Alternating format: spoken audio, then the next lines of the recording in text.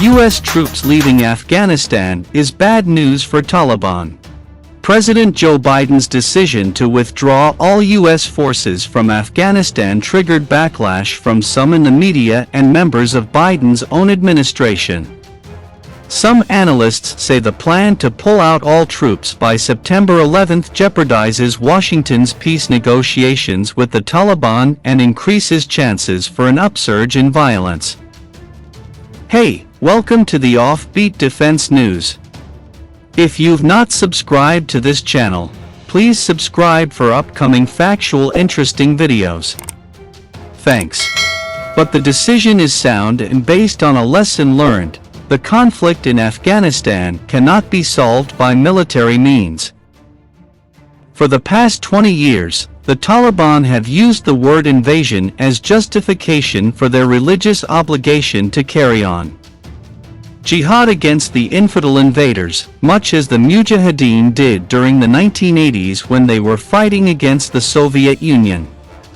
They had plenty of young Afghans from madrasas in Pakistan to recruit. But now, as the invaders have one foot out the door, the Taliban find themselves without an enemy and no incentive to offer soldiers for carrying out a holy war. Foreign supporters of the jihad will zip their pockets and see no reason to invest in a commodity that has lost its value. More importantly, the Taliban have lost the political momentum they carved out for themselves when they signed a peace agreement with the U.S. early in 2020, which seemed to boost the Taliban's image as a force to reckon with. But the Biden administration does not appear to regard the Taliban as tough and smart, words that former President Donald Trump used to describe them.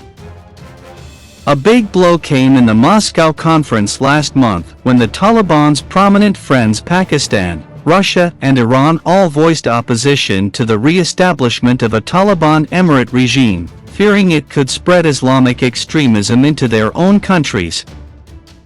More bad news for the Taliban is that their soldiers won't be welcome to enter Kabul, as they were in 2006, to restore law and order.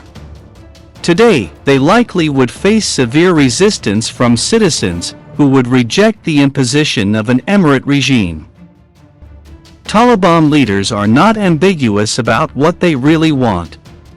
Whenever they are asked to explain what kind of political system, schooling, economy, foreign policy and treatment of women they espouse, their answer is a single word: Islamic. This is why they are afraid of peace.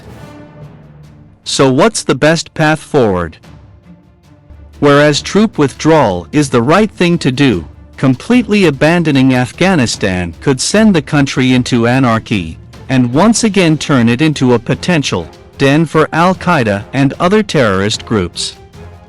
This could be avoided if the U.S. and other allies offer support for Afghanistan until the country is stabilized and ready to safeguard its newfound freedoms of speech, women's rights, and free elections.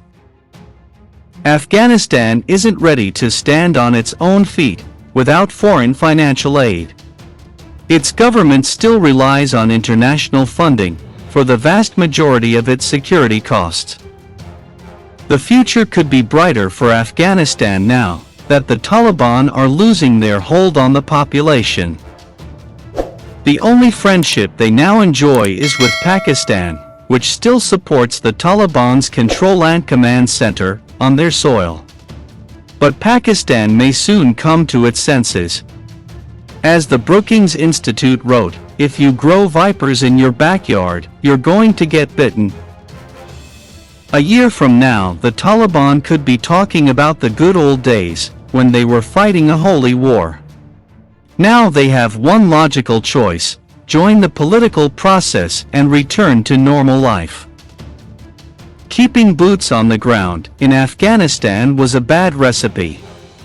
It only prolonged a war that had no military solution. Biden's decision truly could lead to peace if the U.S. and its allies continue their support for Afghanistan. Thank you so much for watching video. Please hit subscribe, like and share. Thanks.